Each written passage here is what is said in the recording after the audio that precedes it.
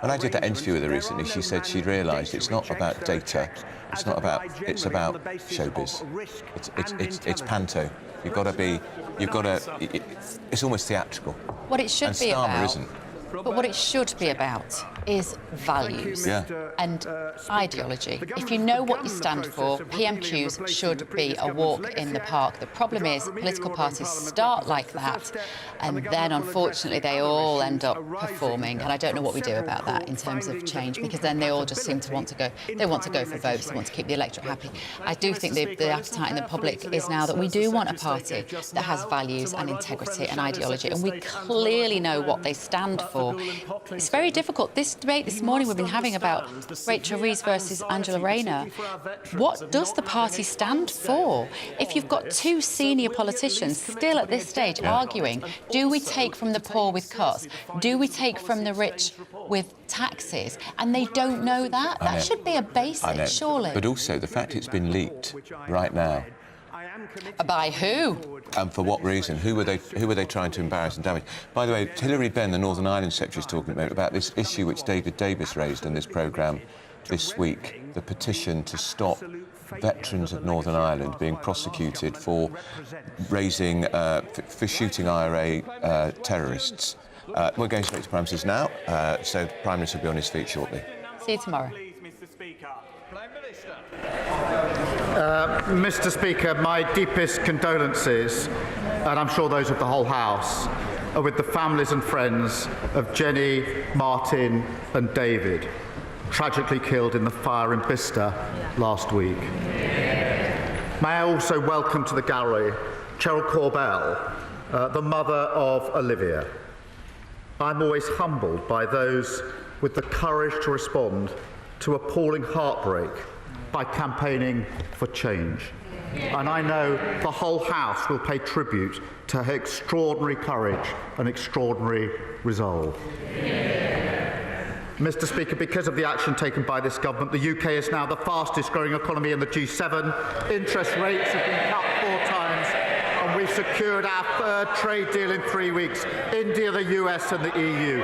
Deals in the national interest that improve the lives of working people and businesses across the United Kingdom.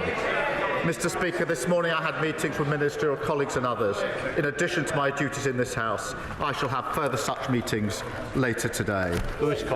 Thank you, Mr. Speaker. This Labour government has been in power now for almost 12 months. So when will the Prime Minister stop defying the will of the British people, stop dancing around the subject and stop all illegal immigration into the United Kingdom, which has been rising under his watch? It was the last government that lost control of immigration. Record numbers on net migration, lost control of the borders. We're bringing forward legislation to give law enforcement the greatest possible powers. What are they doing? They're voting against it. Thank you, Mr. Speaker. Whilst the economy is showing signs of improving, many pensioners are still impacted by the cost of living crisis. People in Luton who have worked hard all their lives, seeing their precious savings slip away. So can the Prime Minister tell us what measures he will take to help struggling pensioners in towns like mine? Prime Minister. Well, Mr. Speaker, we all know the economy was left in an absolute mess by the Tories. We had to stabilise the economy with tough decisions, but the right decisions. Because of those decisions, the economy is beginning to improve. Those growth figures last year, the highest growth in the G7, interest rate cuts, 4 in a row, 3 trade deals. But I recognise that people are still feeling the pressure of the cost of living crisis, including pensioners. And as the economy improves, we want to make sure people feel those improvements in their days as their lives go forward. And that is why we want to ensure that as we go forward, more pensioners are eligible for winter fuel payments. As you would expect, Mr. Speaker, we will only make decisions we can afford. That is why we will look at that as part of a fiscal event. Leader of the Opposition, can be heard or not? Mr. Speaker, it's extraordinary listening to that last answer from the Prime Minister. inflation was 2% when Conservatives left office. 2%. It's now nearly double that. When will he recognise that it's Labour's budget driving up inflation? I think what she forgot to say was over 11% on their watch, and she didn't say a word. I am confident those numbers will come down, Mr. Speaker. The Bank of England is confident those numbers will come down. That's why we've seen 4 interest rates in a row. But I notice she can't resist grabbing any opportunity to talk the country down. She doesn't mention the growth figures, the interest rate figures, record investment, wages up more than prices, 200,000 jobs created, 4 trade deals. And the reason, Mr. Speaker, they haven't learned, they haven't changed, and as George Osborne said, she doesn't have a credible economic plan. Mr. Speaker, this is laughable from the Prime Minister. He knows that inflation was brought down by us to 2%, bang on target. We were reacting to a war in Ukraine that brought inflation up all over Europe. While he is doing trade deals with countries like the US and India, their inflation is going down. It's going up here. Why? The ONS says the inflation figures are driven by significant increases in household bills. We warned him repeatedly that this is exactly what would happen, what his policies would do. We called it Awful April. The Prime Minister came into office saying that he would tackle the cost of living crisis. He has failed. He hasn't got a clue, has he? Mr. Speaker, she talks of their record, the disastrous Liz Truss mini budget. Inflation through the work. They left a £22 billion black hole. Living standards at an all-time low. Energy prices through the roof. Mortgages through the roof. And Mr. Speaker, we're taking measures to bring prices down. That EU deal will bring prices down. That's why supermarkets welcomed it. What did she do? She opposes measures to bring prices down. Mr. Speaker, he needs to stop whining about what the last government did and look at what he is doing. He is the Prime Minister. Look at the numbers this morning. As if inflation figures weren't bad enough, we've also learned that the Deputy Prime Minister is on manoeuvres. He's lost control of the economy. He's lost control of his cabinet. She's sitting there staring at me. She knew exactly what she was doing when she briefed that into the papers. She is demanding, Mr. Speaker, 8 new tax rises, as if we haven't suffered enough. People out there are struggling. Businesses are struggling. People are losing their jobs. We cannot have more tax rises. Will the Prime Minister rule out new tax rises this year? Mr. Speaker, she's not learned or changed. They lost the election because their appalling record on the NHS, on health, on prisons, you name it. And now she accuses everyone of whining about the impact that had on the country. It had a huge impact on working people across the country, and they're absolutely right to complain about it. She wants to talk about the Deputy Prime Minister. The Deputy Prime Minister, working with the Chancellor, building 1.5 million new homes, reforming our planning system, putting £7 billion into our economy, and bringing forward our employment rights bill, which is the single biggest upgrade to workers' rights in a generation. That's desperate stuff. The whole House would have heard the Prime Minister refuse to rule out new tax rises. The whole House heard it. He didn't rule it out. That his cabinet is open warfare. The Deputy Prime Minister clearly calling the shots. What is it that we've learned? We're heading for new tax rises. We know inflation is up. It's just more and more bad news from a Prime Minister who has lost control. So we heard his earlier answer, Mr. Speaker. We heard his earlier answer on winter fuel. Let's try and get some more information. I'm going to ask him a simple question. It only requires one word, yes or no. Is he planning to U-turn on winter fuel cuts? Prime Minister. Mr. Speaker, I made clear in my earlier answer that as the economy improves, we want to take measures that will impact on people's lives, and therefore we will look at the threshold, but that will have to be part of a fiscal event. But, Mr. Speaker, they lost control of every element of the economy, of prisons, the borders, the NHS, you name it. And now she's lost control of her party. They are sliding into oblivion. They will have to trade on their past, Mr. Speaker, because that's all they've got. Speaker, I made it really easy for the Prime Minister. Just a simple question, yes or no. And he could not answer. I wonder how the public feel about a man who can't give a straight answer to a simple question. And you look at all of them behind him, all of them cheering, when this inevitable U-turn on winter fuel comes, and it will, from a desperate Prime Minister, what will he say to the 348 MPs who went over the top and voted for the winter fuel cut last September? Just like the British public, how can any of them ever trust him again? Mr. Speaker, it's only because of the measures we've taken that the economy is improving. Growth at the highest rate since in the G7.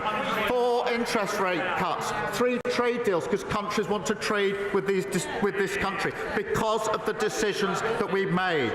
All of those decisions opposed by the party opposite. They've learned absolutely nothing and they're going absolutely nowhere. Mr. Speaker, this is a Prime Minister who says he's taking measures. The jobs tax is killing jobs. Inflation is up. Business confidence is down. Everyone is worried. He promised to cut bills, but today we see they are rising because of his policies. He promised not to raise taxes on working people, but his jobs tax means people are losing their jobs. Every week we come here with a new company that is saying they are shedding jobs. That's on his watch. He promised to protect pensioners, but his winter fuel cut has driven thousands into hardship. His MPs hate this. He can't see them, but they all look sick just hearing what it is he's going to do. So let's wait until... Oh, yes, they're laughing. They're laughing.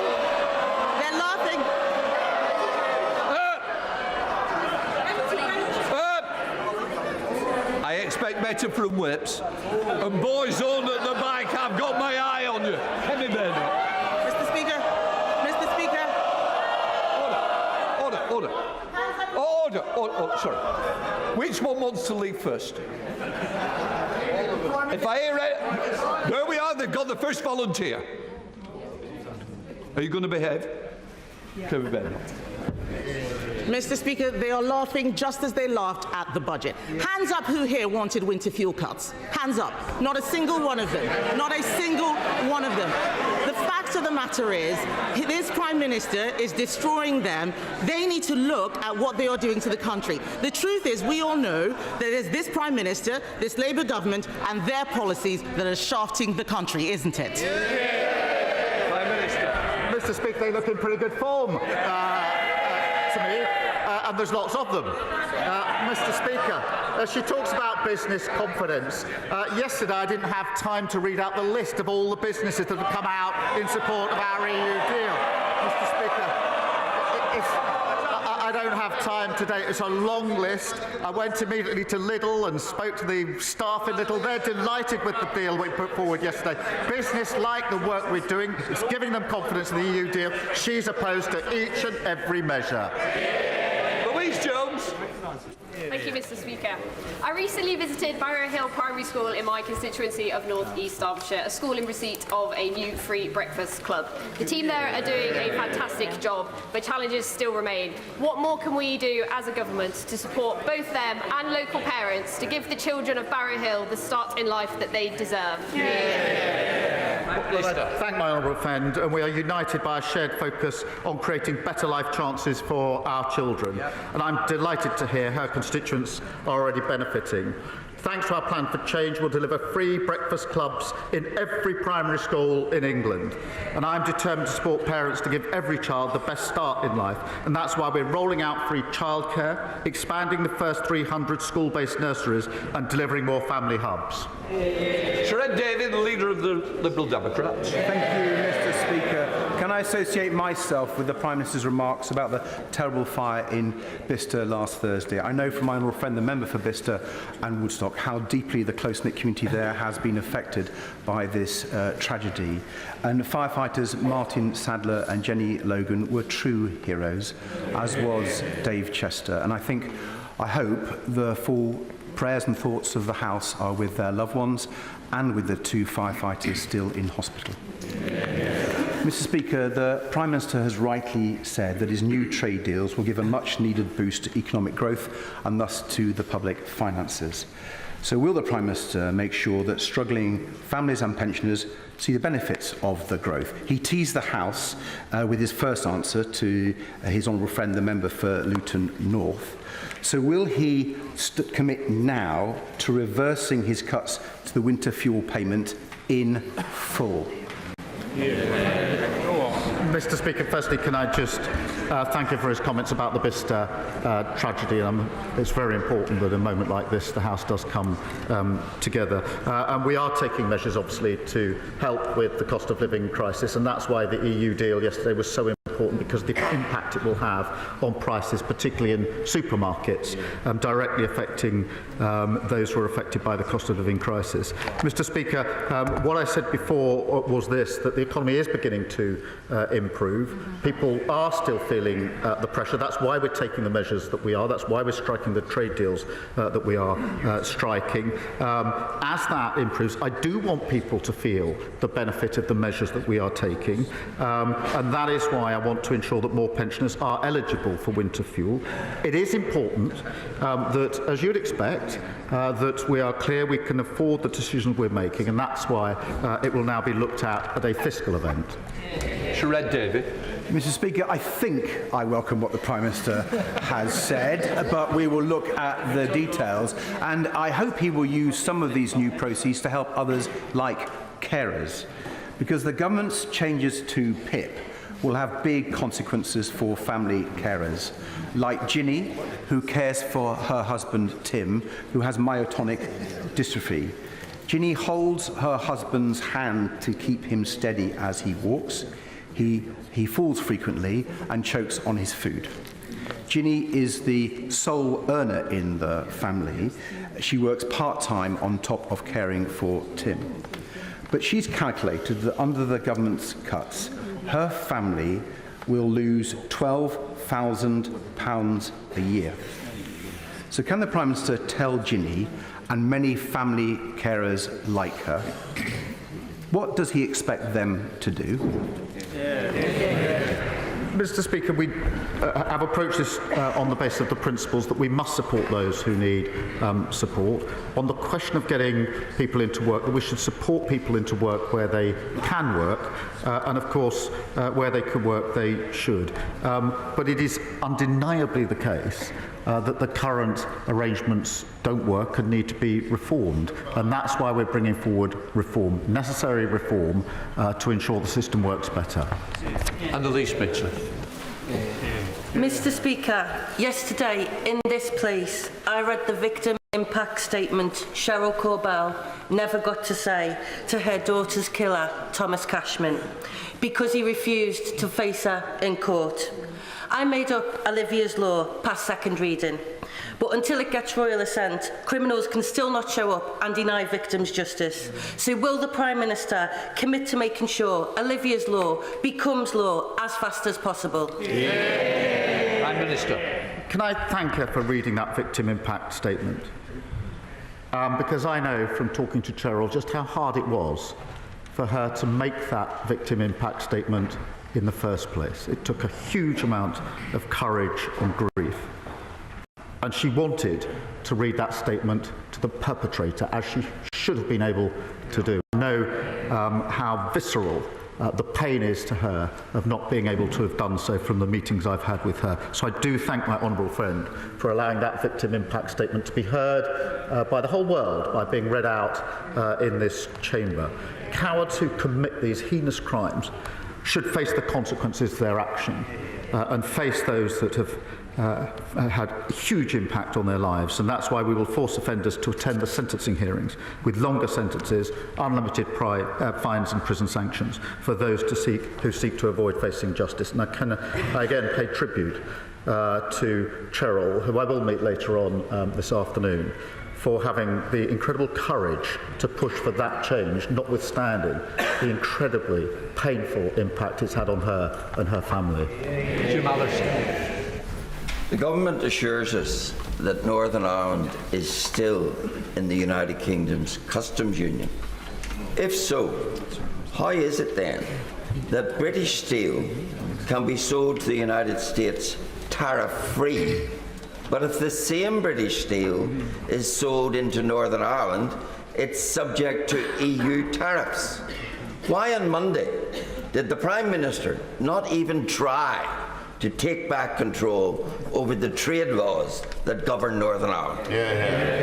Well, Mr. Speaker, it is important that we reduce tariffs on steel into the US market or other markets, including the EU markets, for obvious reasons. It is also vital that we seek to ensure that we reduce any barriers in trade within the United Kingdom as a whole. Yesterday was a step towards that. There's further work to do, but we do want to get to that place where we can trade without those barriers in the United Kingdom. We'll continue to work on that.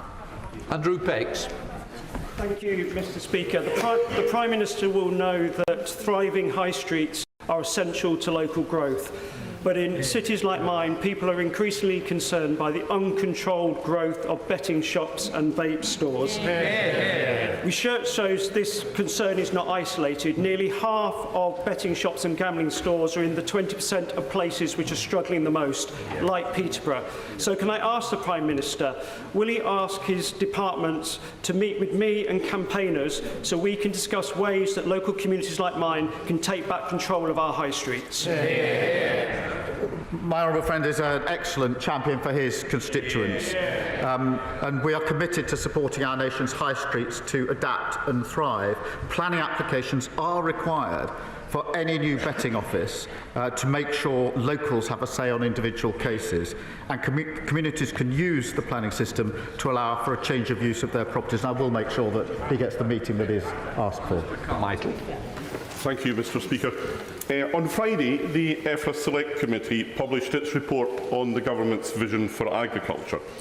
The committee agrees with the Government that land purchase being used to shelter wealth from inheritance tax is a problem that needs to be tackled. As a cross-party committee with a government majority, however, we took the unanimous view that the Government's current proposals for inheritance tax reform will catch too many family farms who will simply not be able to pay the bill. We are asking for the changes to be paused and reworked. Will the Prime Minister listen to the Select Committee and those on his own benches who want to tackle tax evasion and support the farmers who keep producing food for the nation's table? Well, Mr. Speaker, he knows the very limited impact of the inheritance tax only on farmers of very, very high level. But he will also know the record amount of money we put in at the budget into farming, and of course the measures taken yesterday with the EU deal, which will massively help farmers selling their products into the EU market. Julia Butley. Thank you, Mr. Speaker. The Wrexham, Shropshire and Midlands Railway is on track to link North Wales and my Shrewsbury constituency directly to London with 5 trains daily, strengthening cross-border travel and fuelling this government's mission to drive economic growth. With 15 members from constituencies along the route already on board, will the Prime Minister support our journey and urge the Office for Rail and Road to give WSMR's open access application the green signal? Mr. Speaker, our plan for change will see the railways reformed to deliver more reliable and better value services for passengers right across the country. My honourable friend has been a champion for better railways and easier journeys for her constituents. Open access operators have huge potential to offer passengers more choice. I'd be delighted to make sure that she and other interested MPs meet with the Rail Minister to put their case forward. Dr. Neil Hudson.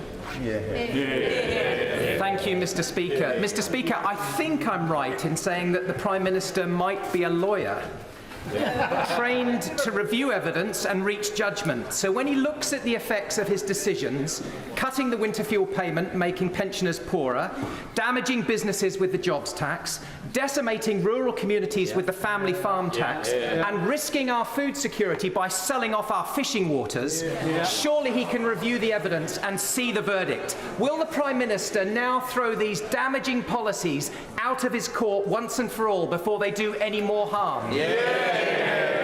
Well, the evidence is certainly coming in. Growth is the highest in the G7. 4 interest rates in a row, and trade deals with countries across the world who want to do deals with this country because they can see the stability that this government has brought about. Instability with them, stability and growth with this Labour government.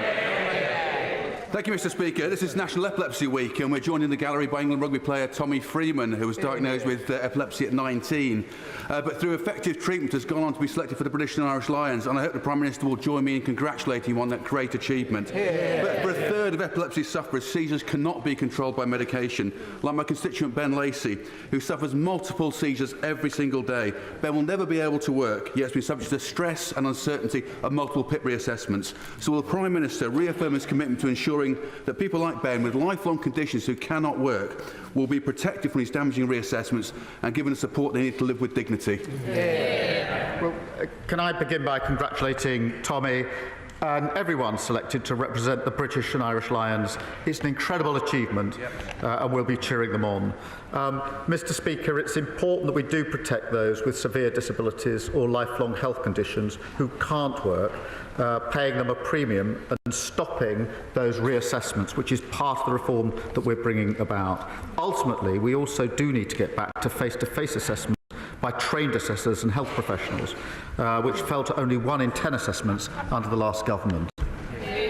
Thank you, Mr. Speaker. This Prime Minister, Mr. Speaker, keeps telling his gullible backbenchers, those over there, that he's deported 24,000 people from this country since he came into power. But he won't say who these people are. Now, it's my guess that they are people that came on work visas, students, and they are simply overstayers. But I'm willing, Mr. Speaker, to be proved wrong if you can answer one simple question. How many of these people that he's deported are failed asylum seekers that's come on small boats or on the back of lorries? Answer the question. Mr. Speaker, I'm very proud that we've removed over 24,000 people. That's the highest record for nearly 10 years. And we're taking other measures to get back control of our borders, including the Borders Bill, which gives our law enforcement enhanced powers, including terrorism-like powers. What did his party do? What did he do? He voted against them. And I'll tell you why he voted against them. Because they don't want to fix this problem, because it benefits them. It benefits them not to fix it. Party before country. It's very good he's standing in for the member for Clacton, I have to say. There was no sign of him yesterday at the EU state. He was the first through the E-gates somewhere to south of France.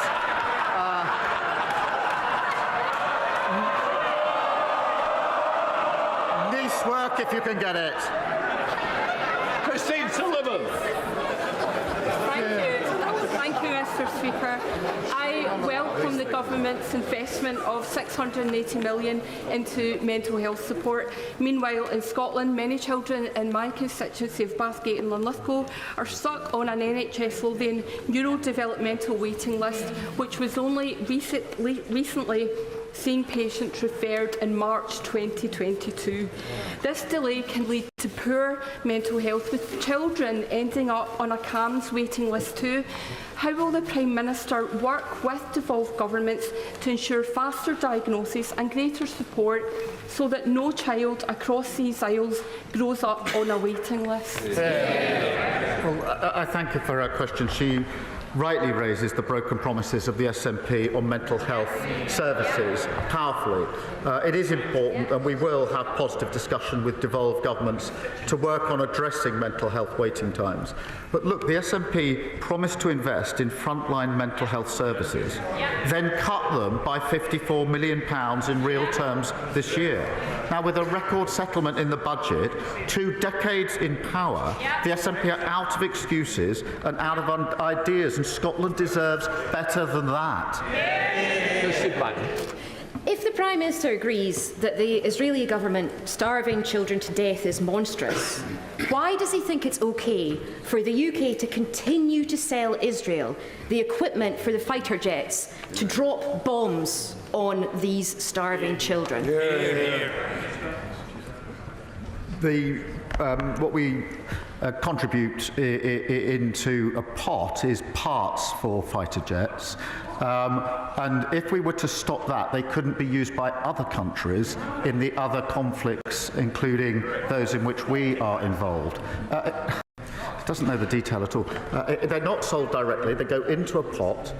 If we were to stop that, they wouldn't then be available to others around the world who desperately need them in the conflicts they're engaged in. And that's why we won't do it. Cat Ettles. Thank you, Mr. Speaker. The Dementia Gateway, my constituency of Stourbridge, recently at risk of closure following £42 million worth of budget cuts by the Conservative-run Dudley Council.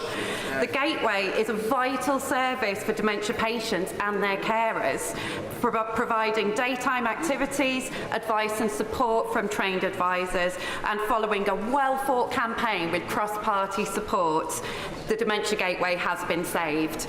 So this Dementia Action Week, would the Prime Minister join me in congratulating Lisa and the campaigners? And does he agree with me that services like the Dementia Gateway in Stourbridge are essential and support the government's mission to provide quality care in our communities close to home?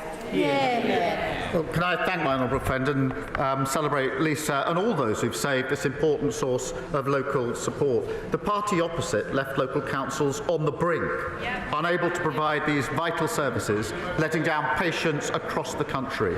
We are committed to improving dementia care through our plan for change, which is why we provided £69 billion boost for local government, invested £26 billion in the NHS, and made £3.7 billion available for social care, including an £880 million increase in the social care grant. Rupert Lowe.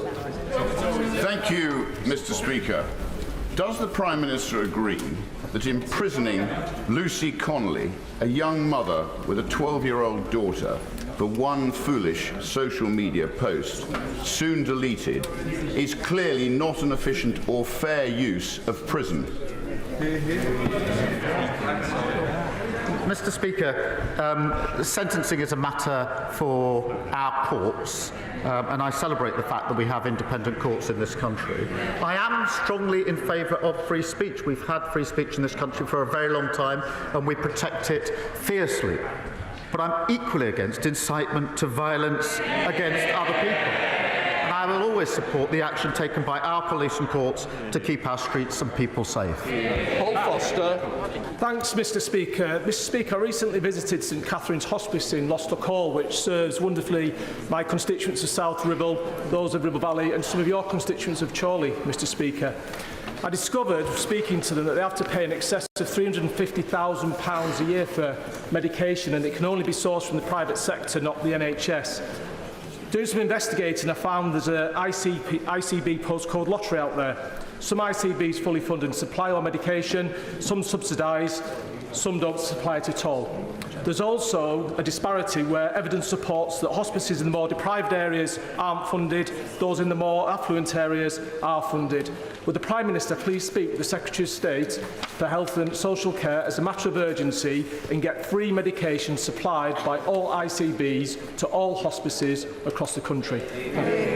Well, Mr. Speaker, we have put record amounts into the NHS in the budget, and we're beginning to see the results of that. I accept the point he makes, and we will look again to make sure the money is properly used in the most efficient way.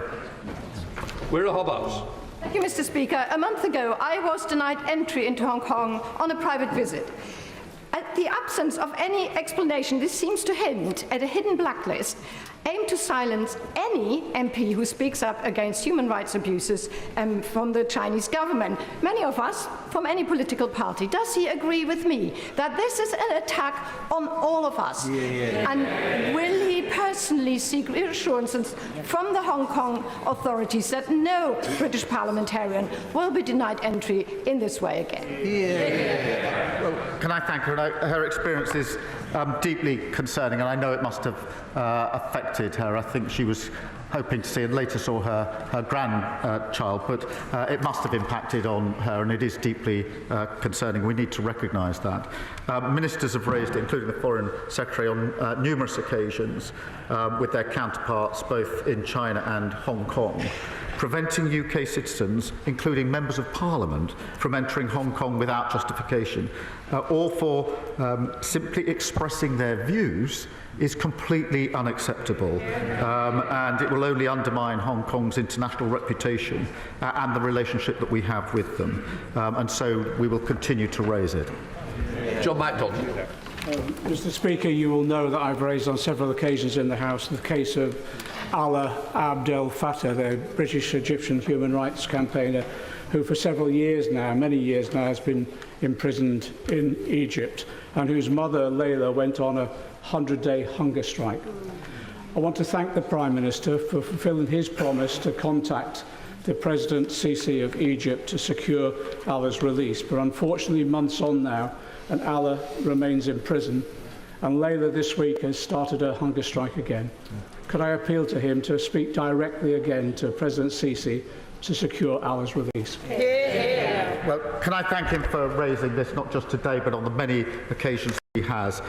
It is incredibly important that we do everything we can in this case. I have met Layla and given her my commitment to do everything I possibly can. I have had a number of contacts myself, but I'm not going to stop doing everything within my power to secure release. Thank you very much, Mr. Speaker. Would the Prime Minister join me in welcoming my constituent Teddy, who is 6 years old, and with his mum Laura, who've come to see us today at Prime Minister's Questions. Teddy is a self-professed eco-warrior on a mission to change the world. He started out by saving thousands of plastic chocolate and sweet tubs from landfill because they're not currently recyclable. Will the Prime Minister commit to ask his Minister for Local Government to meet with Teddy and myself to discuss how we make these tubs recyclable? And does he agree with me that no matter how small you are never too little to make a big difference? Well, can I welcome Teddy on my behalf and on behalf, I think, of the whole House. It is really incredible that Teddy has done so much already and is in the gallery somewhere.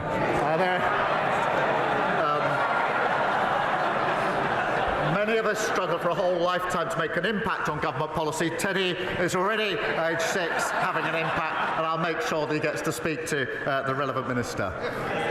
Final question, Rosie Wright. Thank you, Mr. Speaker. Following on from my honourable friend, I also want to mark that this week is National Epilepsy Week, an important opportunity to raise awareness of a condition that affects so many but often remains invisible. Epilepsy comes with fear and uncertainty, the anxiety of having a seizure, the impact of losing a driving licence, and the worry about medication shortages. In the UK, 1 in 100 people live with epilepsy. That's up to 6 of us in this chamber, including myself. So today I ask the Prime Minister, will he join me and the inspiring campaigners watching from the gallery in marking National Epilepsy Week as we continue to raise awareness of seizures? Can I congratulate my honourable friend for her tireless campaigning on this issue and those campaigners who are with us today. I know the impact epilepsy has on people across the country, including on over 100,000 children and young people. We are committed to improving care for people with neurological conditions and setting up UK-wide Neuroforum to improve treatment and care for those with such conditions. That completes Prime Minister's questions. One order. Well, wow. We certainly learned something in that Prime Minister's question time, didn't we? We learned that there will be more pensioners who will be eligible for the winter fuel payment. We don't have any more detail than that, but we know there will be a government U-turn of some kind. To tell us more is our political editor, Chris Hope, who's been watching from right inside the House Commons chamber. Chris, your takeaways. Wow, what a start to Prime Minister's question time. Well, Gloria and Tom, yeah, that is called a marmalade dropping moment in the press gallery, watching news being created in what can be, frankly, a somewhat tedious back and forth between Keir Starmer and Tory and Labour. Now, what we now know is the government is going to review the winter fuel cut they brought in last July. Huge concern amongst GBNews viewers and listeners. What will happen is they'll review it over the summer and we'll have the news on that in the budget in October, November. Now, I'm wondering on the timescale there, is that enough time to bring in more pensioners who might get this allowance in time for the cold winter months? If you have a budget in October, November, can they wait that long? The two options look like they might lift the threshold, which allows you to receive it from £11,809. It's mean tested for a single person. That could be increased, hooking in tens of thousands, maybe hundreds of thousands more pensioners, or they could end the means testing altogether and complete this U-turn which started today. Now, the other parties are responding already. We've heard from a spokesman for Kevin Badenoch says he's taken the threat of his MPs losing their jobs and his cabinet descending into open warfare to make this U-turn. Ed Davey is calling it the world's longest U-turn continues. I think that it started, didn't it, with that Runcorn by-election, that defeat there by about 5 or 4 votes, was it, to Reform UK, also losing a lot of their council seats in the May the 1st local elections. It's a reaction to that wake-up call for this government, I think, to where we are now. Don't forget, MPs now go off for their Whitsun break. They'll be off for much of next week, I think, and I think they'll be Labour MPs will be quite happy now. They've now got an answer to the fury on the doorstep that so many are receiving. Kevin Badenoch did OK in that PMQs, I think. She seemed not quite to hear the policy change announced by Sir Keir Starmer to that planted question from the MP Sarah Owens. I thought she was a bit slower at responding to that. Ed Davey called for a full reverse of the winter fuel payment. That's where the pressure will go this summer. Also, crucially, at the end there, a question from Rupert Lowe on Lucy Connolly. Of course, she's jailed for 31 months for that intemperate tweet after the Southport riots. Keir Starmer there saying he supports freedom of speech, but also saying that he won't support what he says is incitement to violence. Absolutely fascinating stuff. Christopher Hope, thanks for joining us live inside Westminster Hall there.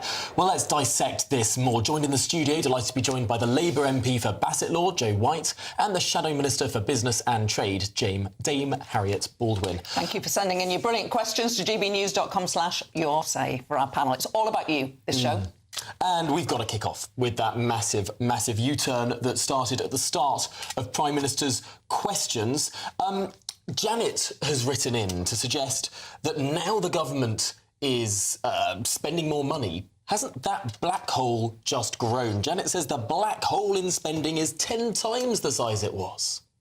Well, we've had to borrow deeply in order to fix the economy, and we admitted that when Rachel did her budget in October. She announced the biggest borrowing that we've ever had to do in order to get the economy working again. That's been invested in new jobs, new skills and training, but also in our NHS. So we've had to move fast in order to get our economy working, but also... So if you're borrowing more, why can you now afford to reverse a cut? Surely you can afford that less. So if you look at growth, we're now the fastest growing economy in the G7. Yes, but that's because all the G7 economies have had their growth downgraded. But we've had our growth downgraded by the IMF last month from 1.6 to 1.1%. The fastest in the G7, absolutely, but it's still a cut from that 1.6, largely in response to a lot of those tariffs. We have less growth than we were expected to have by these international bodies. Well, I think we've got more money into people's pockets, so pensions have gone up. We've increased the living wage. People are beginning to get better off. We're actually, with the EU deal that's just come through, prices are going to go down in the shops, and that's what's so critical, is that we need to ensure that people begin to lead better lives. I called on the Prime Minister just after the local elections that we lower the threshold, or we raise the thresholds on winter fuel, because that's absolutely essential. We need to rebuild our relationship with pensioners. Isn't this the point, though? You called for it after the local elections. We've seen today that inflation has gone up. As you said, borrowing has gone up too. This isn't because the government can suddenly afford it compared to last week. This is a response to the local elections, is it not? No, the OBR have said that this is an April blip. It does tend to go up in April just after the new bills come in. And the OBR are predicting that inflation will go back down again. In fact, it's been predicted that fuel prices will go down in July. So things will begin to get easier. But this is a response to, I think Keir is listening. It is a response. Pensioners were angry. I saw that on the doorstep when people told me they weren't going to vote, or they went out and voted Reform, to make a very clear message. And I welcome that Keir is listening and responding. And that's what a good Prime Minister should be doing. So I very much welcome that. Well, that's the point. Harriet Baldwin from the Conservatives. This government have listened. They've recognised they got it wrong on winter fuel and the eligibility for it, and they're acting. wouldn't, like the Tories, wouldn't we all like to see politicians listening and responding and owning up? We got this one wrong.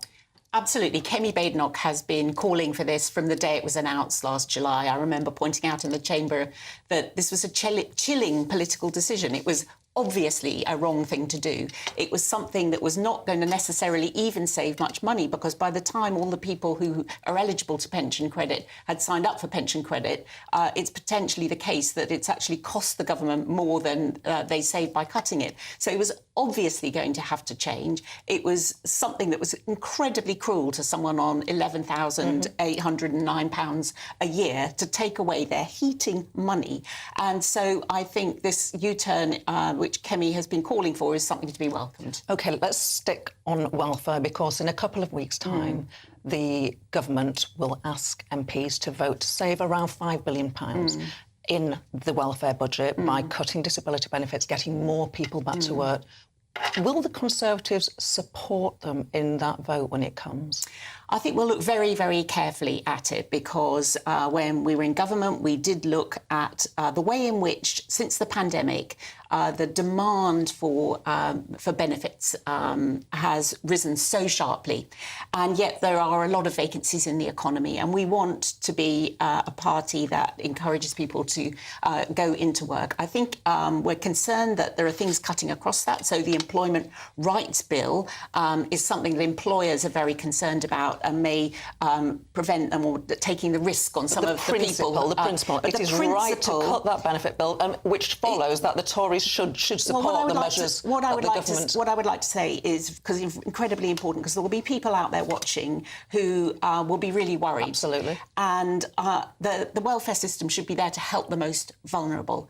But it should also be the case that it shouldn't prevent you from moving into work, and it shouldn't be growing at the rate it is currently growing. That doesn't seem appropriate. So when people say the word cut, the budget will continue to grow. It will just grow at a slower rate than before. So we will look very carefully at those measures. But that might be a per-person cut.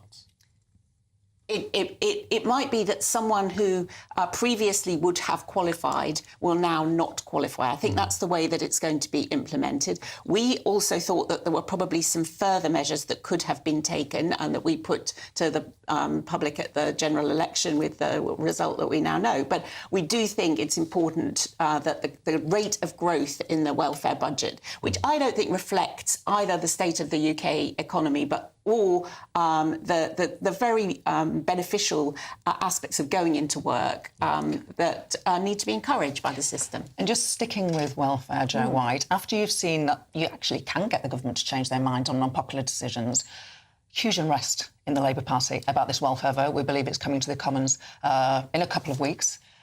So what is your view? Are you going to try and get him to shift on this too? To be honest, it's very interesting. The Conservatives are very sympathetic to the thrust of the bill, and I hope they do come through the yes lobbies with us. I have supported the principle from day one. I think too many people have been out of work, partly because of waiting lists to get access for treatment, whether it's mental health or knee replacements and things like that. So we have to get those waiting lists down. But in partnership with that, we have to assist people in getting back into work. And I really like the sort of suck it and see proposal. So people can go back into work. If it doesn't work, that we can support them whilst they recover and get them back into the workplace. It's so important that we have people in work. At the moment, 1 in 8 young people are out of work. That's not acceptable. Jo, are you worried about the Employment Rights Bill and how that might cut across some of that initiative? Because it might make employers much less willing to take on someone who perhaps has just left prisons, perhaps, some of the people that a lot of employers have been taking the opportunity to employ, knowing that the day one rights didn't apply. Are you concerned that Employment Rights Bill can cut across some of that? No, I don't think so. I think it's about working in partnership with employers. I want to encourage them to make adjustments for people with disabilities so that they are enabled to go into the workplace. And that's one of the measures that will come through in the bill, is that has to happen. Isn't one of the arguments here that for day one rights, if you have all of these rights much earlier on in work than is currently the case, which is what the bill proposes to deliver, you're much less likely to take a chance on someone as an employer. Maybe someone hasn't gone to the best university, doesn't have the most scrubbed up CV in the world. Currently, employers might be more willing to take a chance on someone because if it doesn't work out, they can let them go relatively easily. Under this new proposed legislation, taking that chance, having that go on someone who might not have been to the best university or have the best CV layout or have had the best training or perhaps comes from the right middle-class background, it'll be harder to take a chance on the people from those more challenging backgrounds. So most work contracts nowadays have the 6-month sort of testing period, and that will still remain within an employment contract. So something doesn't work out between the employer and the employer. After that 6 months, you say, we tried this, we tried that. They're still within their rights to let that person go. And that happens on a day-to-day basis, and the law has not changed that right. I want to bring in Marjorie, because you've sent in some fabulous questions and we want to ask as many of those questions as we can. So, of course, Kemi Badenoch revealed or pressed the Prime Minister on this leaked letter from the Deputy Prime Minister, Angela Rayner, to the Chancellor, Rachel Reeves. It's related to welfare still, actually, saying there are different ways you can balance the books. You can raise taxes on those people who have lots of money without having to hurt people potentially with disabilities so much. So Marjorie's asking, but wasn't this the Labour Party that hammered the Tories for their high taxes? Do you think that actually it is a fairer way to balance the books, to ask people with more money to pay more? Look, we came into this government on a manifesto commitment not to raise taxes, and we have to maintain that. People are, and we've already talked about it, raising cost of living, they're having to budget a lot harder. They need serious surety from this government, and the fact that we don't intend to raise taxes during our term of office gives them confidence. Do you worry now that there has been a very public U-turn from this Prime Minister? A Prime Minister with a majority in the House of Commons of 170 seats, but clearly pressure has forced him into a U-turn on that key policy, that policy that some of his ministers said was so vital that without it, there would be a run on the pound. I mean, this is a pretty humiliating U-turn for the Prime Minister. Does this not put Keir Starmer in a similar position to Boris Johnson back in 2020, 2021, when it started to be U-turn after U-turn after U-turn? Despite his large majority in the House of Commons, he became a very weak Prime Minister, being able to be pushed about from policy to policy. Look, if you look back to the leadership of Tony Blair, when Gordon Brown was the Chancellor, there were times when proposals were put into law, and then we actually changed them when we realised they weren't working. And sometimes people prefer a Prime Minister who listens and responds rather than be a diktat and saying this is how it's going to be. And I see this as a way of reconnecting with the electorate and saying we've listened, we understand, we want pensioners to feel better off during the winter months, and this is how we're going to do it. Final point from Harriet Baldwin before we go into illegal immigration. Jo just said that they promised not to raise taxes. And then in her first budget, the Chancellor put £40 billion a year of extra taxes on the UK economy. On working people. With the result... To be fair to them, in the manifesto, it was on working people. Don't kid yourself that doesn't end up getting paid for by working people, because there are 100,000 fewer people on payrolls as a result of the jobs tax. And so, you know, that for the person who's lost their job as a result of that jobs tax, that's a pretty high tax on them as a working person.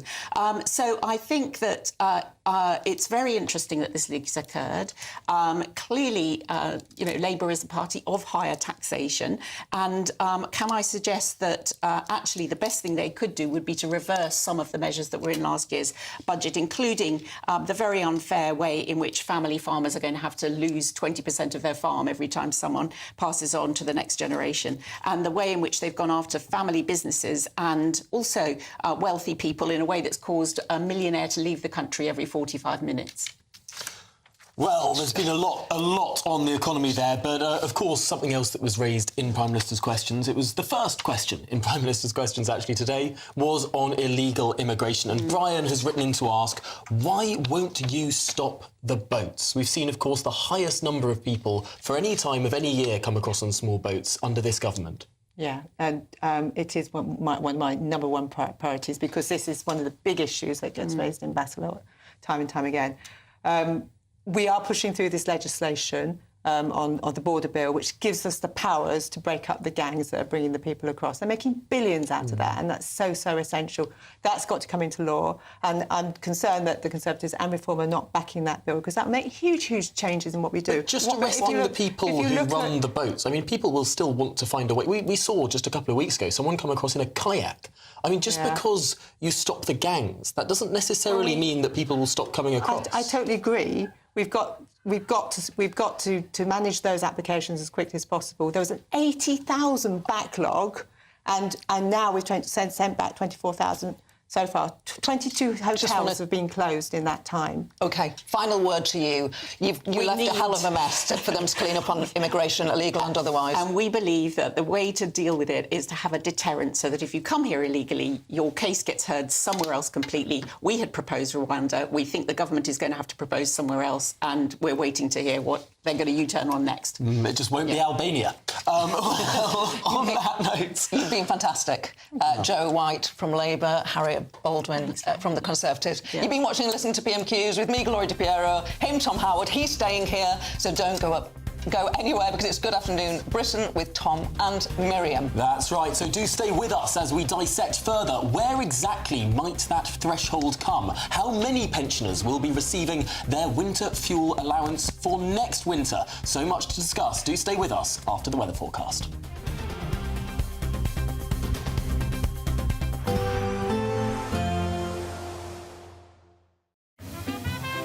Heavy showers first thing will be followed by a warm, cosy day. Boxed Boilers, sponsors of weather on GB News.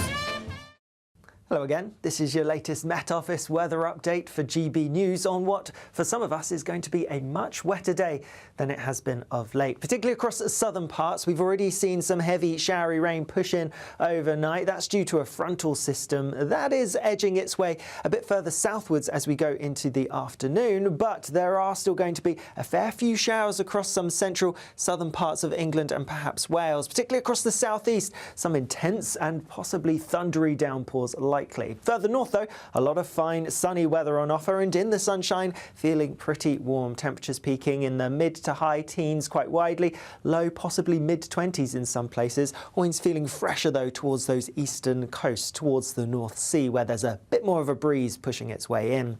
Then as we go through the evening, still the risk of some heavy, possibly thundery downpours affecting southern areas, but as we head further north, it's a dry, fine end to the day. Lots of late sunshine to look forward to for most. Just a bit more cloud lingering across some eastern parts of Scotland, and here a bit of a fresher feel still because of that brisk wind coming in from the north. But as we go overnight, some of that cloud across eastern Scotland is going to push a little bit further southwards. So across southeast Scotland, northeast England, we're likely to see the sky turning pretty cloudy, and there will be a few spots of rain mixed in with this as well. Elsewhere, though, a lot of clear skies around, and with some clear skies, I'm expecting temperatures to drop a little bit. So a bit of a fresh start first thing tomorrow morning, and there could be a few pockets of mist and fog.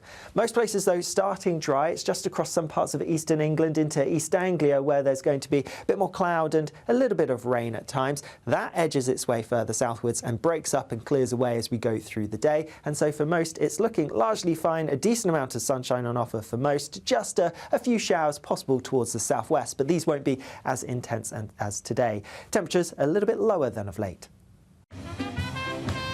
There will be a light breeze in the morning, leading to a warm front. Boxed Heat Pumps, sponsors of weather on GB News. Someone is going to win the biggest prize package to date, and that someone could be you, driving away in this Elnag Baron 560 motorhome. It has plenty of room for your family of four, comes complete with kitchen, bathroom and all the space you'll need for life on the road. Plus, we'll also give you a further £5,000 in tax-free cash to spend however you like. For another chance to win the lot, text WIN to 63225. One entry costs £2.50 plus one standard network rate message, or text BONUS to 63225. Thrive. 5 entries cost £5 plus 1 standard network rate message. Go to gbnews.com/win. Entry start at £2.50. Call 0903 686 3232. Calls cost £2.50 plus your network access charge. Or post your name and number to GB13 PO Box 8690 Derby DE1 9TT. UK only. Entrance must be 18 or over. Lines close at 4 p.m. on the 6th of June. Please check the closing time if listening or watching on demand. Good luck. GB News Breakfast. Every day from 6 a.m. It is cruel because I think children are only your children for 16 years, 18 years, right? And then they go and they have to do all this stuff for themselves.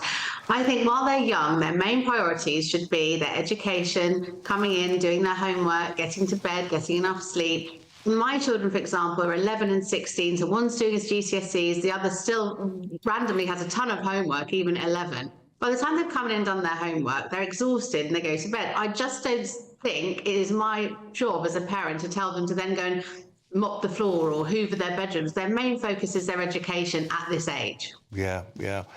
You made my blood run cold there talking about homework, because I'm not a believer in homework. I think school is where you do work and then you come home, and home is where you can do anything else that you want to do. But I just think it's just all too much. I think this is a tricky one because we're not talking about Victorian Britain or sending children up chimneys. We're talking making your bed, tidying your room. I think it's a great help for people to do chores around the house. There's been several studies where they've seen that it's had beneficial well-being for children. And I think it's just about learning about time